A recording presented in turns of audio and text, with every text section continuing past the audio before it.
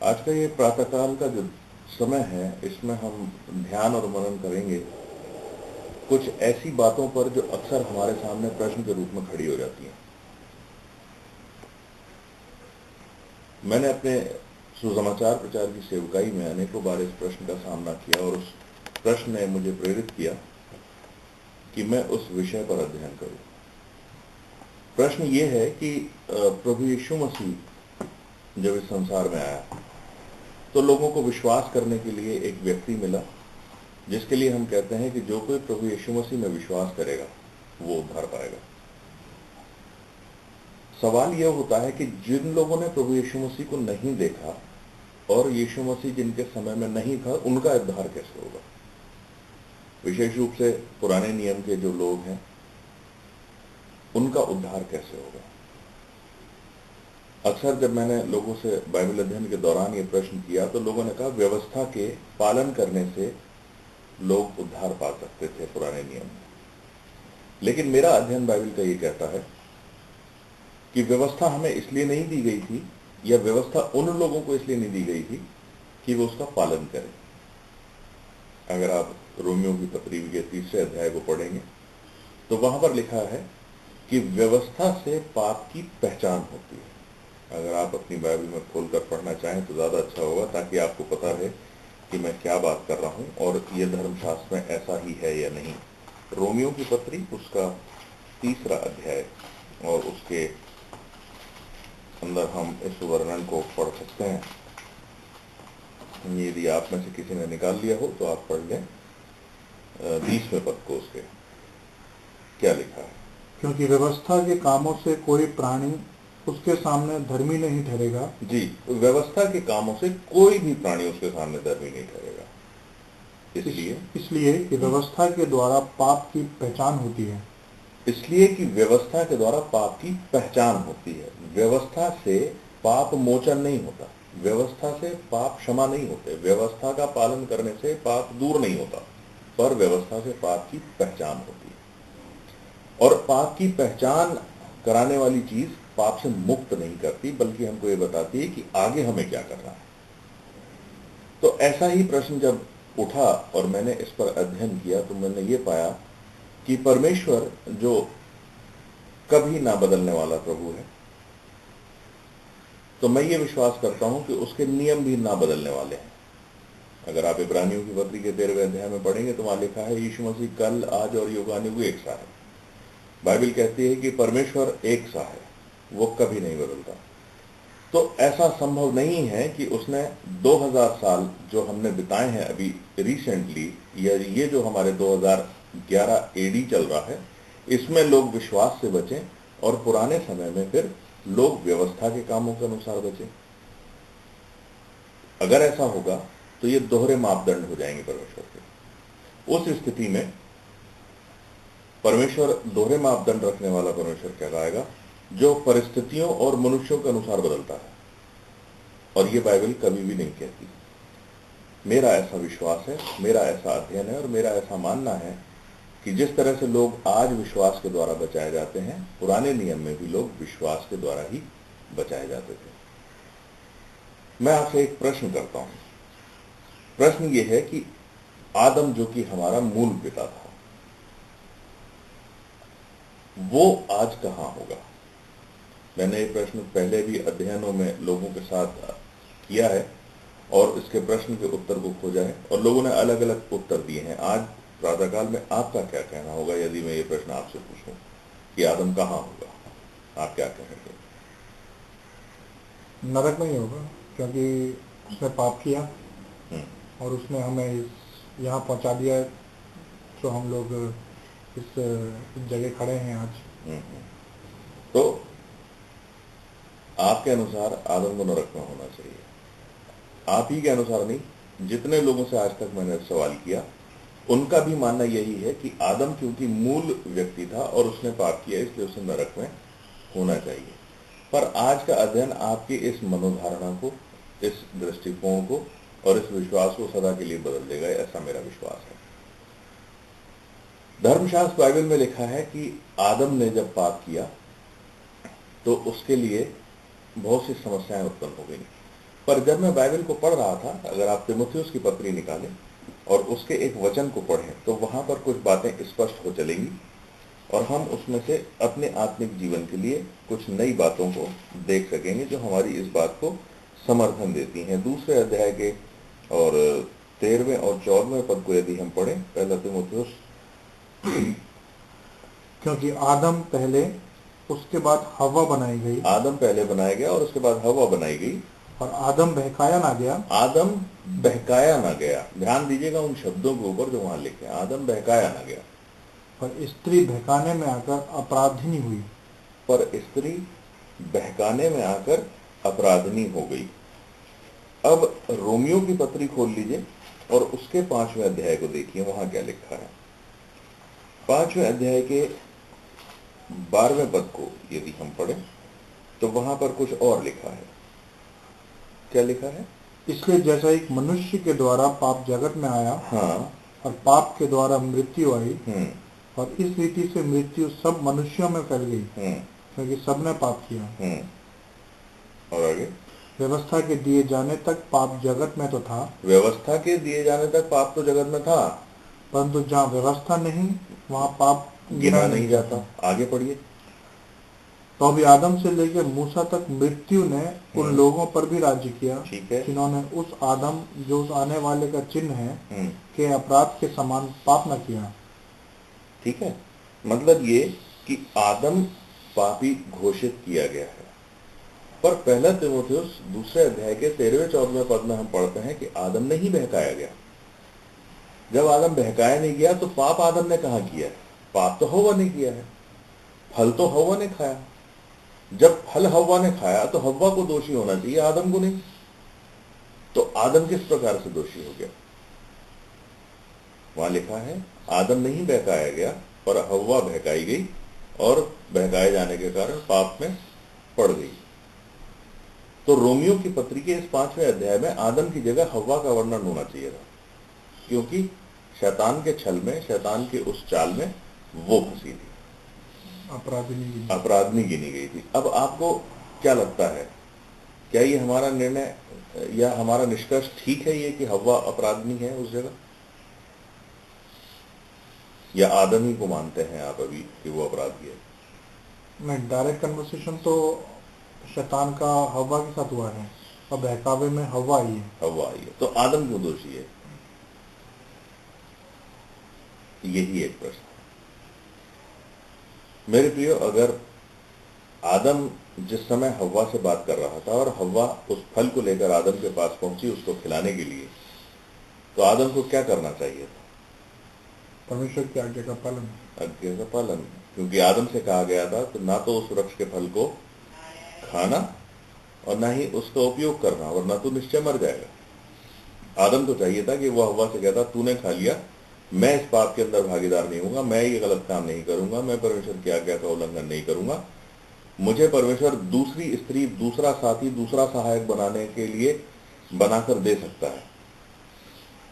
मुझे इस आज्ञा को पालना है, इस आज्ञा का अनुसरण करना है। तो आदम कभी भी अपराधी नहीं ठहरता, परंतु स्त्री का प्रेम परमेश्वर के प्रेम के ऊपर भारी पड़ गया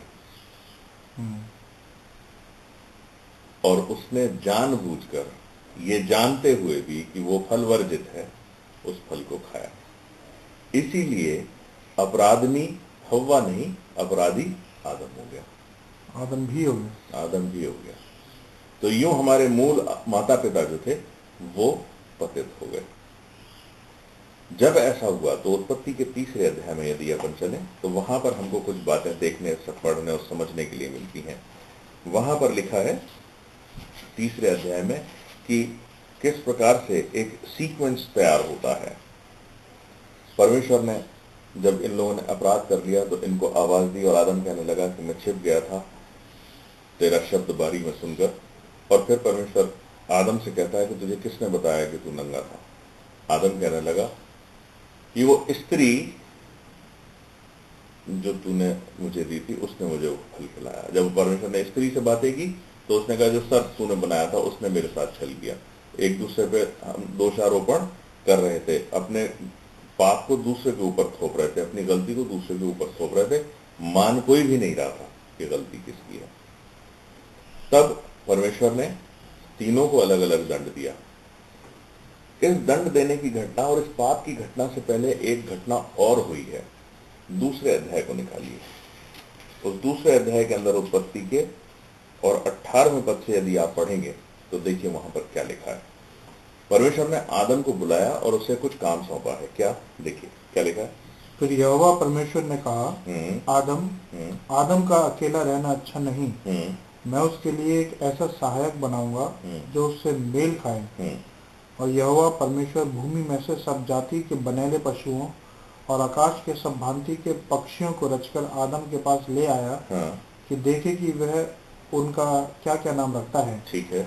और जिस जिस जीवित प्राणी का जो जो नाम आदम ने रखा वही उसका नाम हो गया। वही उसका नाम हो गया। ठीक है। अब इसके बाद में हव्वा की सृष्टि का वर्णन आता है। परमेश्वर ने आदम को भारी नींद में डाल दिया, उसकी पसली में से उसने स्त्री बनाकर और आदम के सामने लाकर खड़ी कर दी। तब लिखा है, इसके अगर आप 23वें पद में पढ़ें तो वहां पर कोई बात लिखी है। तब आदम ने कहा, अब यह मेरी हड्डियों में की हड्डी और मेरे मांस में का मांस है। हाँ।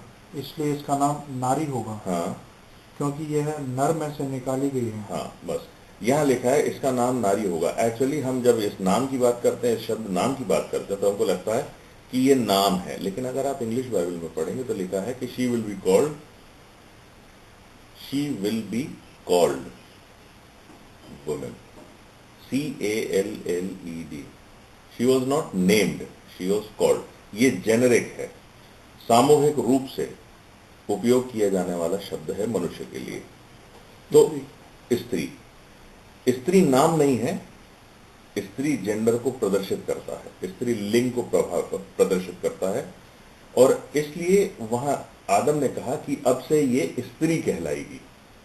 इसका नाम स्त्री नहीं होगा पर ये स्त्री कहलाएगी। अब हो जाता है अपराध तीसरे अध्याय में। आदम ने सारी चीजों के नाम रख दिए, ठीक है, कोई भी चीज नहीं बची, पर अभी स्त्री का नाम रखना बाकी है। पर इस दोनों नाम रखने के बीच में हो गया है अपराध। अपराध जब हो गया तो बाइबल में लिखा है कि परमेश्वर ने तीनों को दंड दिया। जब तीनों को दंड दिया तो उसने एक प्रतिज्ञा दी। उत्पत्ति के तीसरे अध्याय के 15वें पद में, जब वो सांप से बात कर रहा है, जब वो उस धूर्त से बात कर रहा है कि मैं तेरे और स्त्री के वंश में और तेरे और इस स्त्री के वंश में बैर उत्पन्न करूंगा। क्या लिखा है, पढ़े जरा अपन। यहां लिखा है, और मैं तेरे और इस स्त्री के बीच में और तेरे वंश और इस स्त्री के वंश के बीच में बैर उत्पन्न करूंगा। वो तेरे सिर को कुचल डालेगा और तू उसकी एड़ी को डसेगा। परमेश्वर ने ये पहली प्रतिज्ञा की, जिसको हम फर्स्ट गॉस्पेल भी कहते हैं। इस प्रतिज्ञा के अनुसार प्रभु यीशु मसीह, जो कि जगत का उद्धार करता था, उसका आना सुनिश्चित किया गया, जिसको बाद में हम अपने अगले अध्ययनों में देख सकते हैं। जब ये प्रतिज्ञा हुई तो आदम ने इस प्रतिज्ञा के ऊपर विश्वास किया। ठीक है, पाप हो गया है, हम परमेश्वर की उपस्थिति से अलग हो गए हैं, हमारा आत्मिक पतन हो गया है। पर परमेश्वर ने जो ये कहा है, एक दिन ऐसा होगा कि इस ही मनुष्य जाति में से, हमारे ही वंशजों में से एक उद्धारकर्ता जन्म लेगा, जो इस धूर्त शैतान के पराजय का कारण होगा। परमेश्वर हमें उद्धार देगा, हमें छुटकारा देगा और हम पाप से मुक्त हो जाएंगे। ये बात परमेश्वर ने इस प्रतिज्ञा के अंदर कही थी और इस बात पर आदम ने विश्वास किया। जब उसने विश्वास कर लिया तो अब आप आगे देखिए क्या लिखा है। इसके तीसरे अध्याय के 18वें पद से अपन 19वें पद से बल्कि आगे बढ़े तो वहां पर आदम के परिश्रम का वर्णन है। और अपने माथे के पसीने की रोटी खाया करेगा और अंत में मिट्टी में मिल जाएगा, क्योंकि तू उसी में से निकाला गया है। तो मिट्टी तो है और मिट्टी ही में फिर मिल जाएगा। जी। आदम ने अपनी पत्नी का नाम हव्वा रखा। आदम ने अपनी पत्नी का नाम हव्वा रखा। पाप के बाद हव्वा का नाम रखा गया है, जबकि सारी जीव जंतुओं का नाम दूसरे अध्याय में पढ़ लिया अपन ने कि वहां रखा था। हव्वा का अर्थ क्या है? आपके बाइबल के अंदर एक फूल बना होगा और नीचे फुटनोट लिखा होगा, जीवन। जीवन। जीवन या जीवन दायिनी या जीवन देने वाला। बाइबल कहती है रोमियो 3:23 में, सबने पाप किया और परमेश्वर की महिमा से रहित है। 6:23 में लिखा है पाप की मजदूरी मृत्यु है। तो आदम को अपनी पत्नी का नाम रखना चाहिए था मृत्यु, क्योंकि पाप की मजदूरी मृत्यु है, पर उसने अपनी पत्नी का नाम रखा जीवन। इसका मतलब उसने परमेश्वर की प्रतिज्ञा जो उत्पत्ति 3:15 में दी गई है उस पर विश्वास किया, और उस पर विश्वास करके उसने अपनी पत्नी का नाम जीवन देने वाली रखा, क्योंकि परमेश्वर जीवन देने वाला है। और उसका ये विश्वास उसके लिए धार्मिकता गिना गया, क्योंकि व्यवस्था पाप की पहचान के लिए दी गई थी, व्यवस्था पालन के लिए नहीं दी गई थी। और जहां व्यवस्था नहीं वहां पाप गिना नहीं जाता। अभी रोमियो 5 में अपन ने पढ़ा। तो उसका ये विश्वास कि अब से छुटकारा नियुक्त होगा, अब से छुटकारा हो जाएगा, परमेश्वर की ये प्रतिज्ञा हो गई है और ये दृढ़ है और ये नहीं बदलेगी। आदम के इस विश्वास ने उसको पाप की उस दलदल से निकालकर परमेश्वर के राज्य के अंदर खड़ा कर दिया। अगर उसने विश्वास नहीं किया होता तो वो हव्वा का नाम कुछ और रखता, हव्वा नहीं रखता, जिसका अर्थ है जीवन। ये इस बात का प्रमाण है कि आदम अपने विश्वास से बचाया गया जब प्रभु यीशु मसीह नहीं था।